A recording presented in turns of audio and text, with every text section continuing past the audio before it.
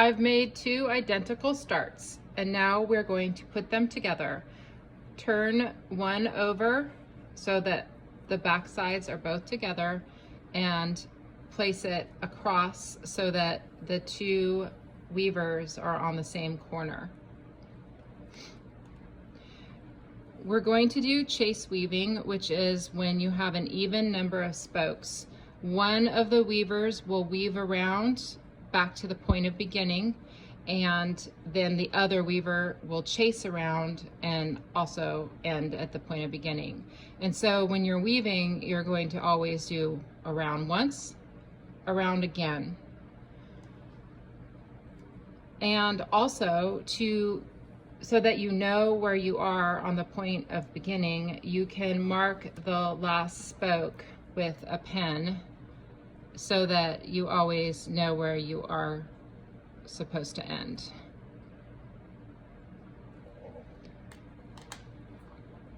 Tuck the tails in towards the center so that they're hidden in there. Pinch the 2 together. And we're going to start with the lower weaver and loop around, under, over, under, over, under, over. Pack it in.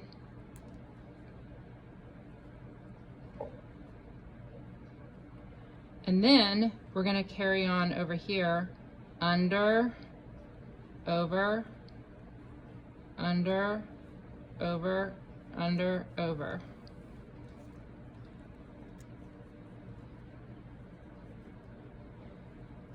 Keep everything nice and tight. And then turn and carry on under, over, under, over, under, over. Push it in. Turn. Under, over, under, over, under, over. Okay. Turn and just tuck that in. So now we've reached back to the point of beginning. We're going to pick up the other weaver and we're going to go over, under, over, under, over, under. Pack that in tightly, give it a tug, and then over, over, under, over, under, over, under.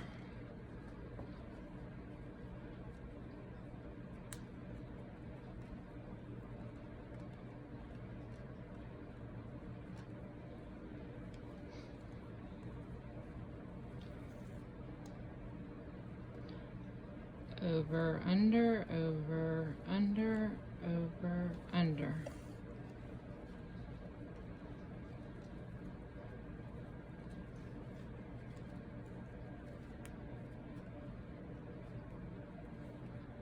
Over, under, over, under, over, under.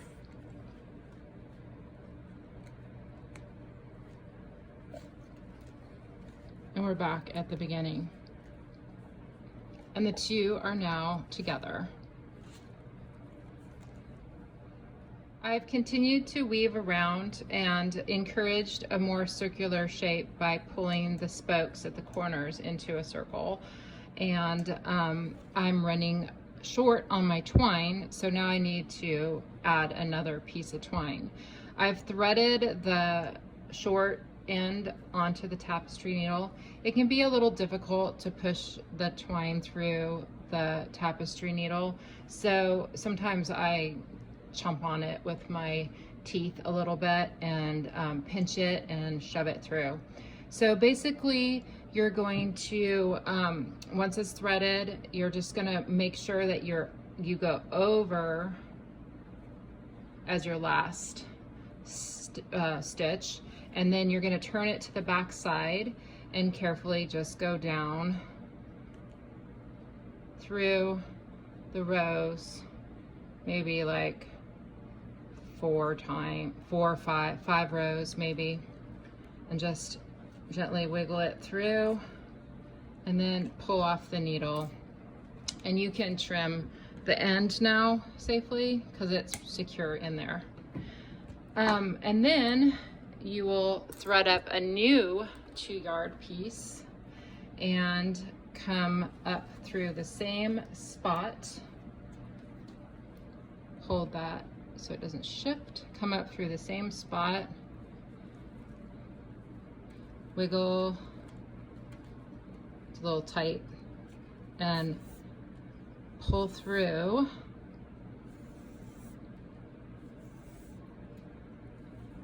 So that the end is short. You can trim it later. And then you just come to the other side and carry this, remembering that you're under, so you're going to go under this one and then carry on weaving over, under, over, under. And just be careful to hold it with your finger when you do a little tug, or else you'll just pull it right out until it's secure with some rows.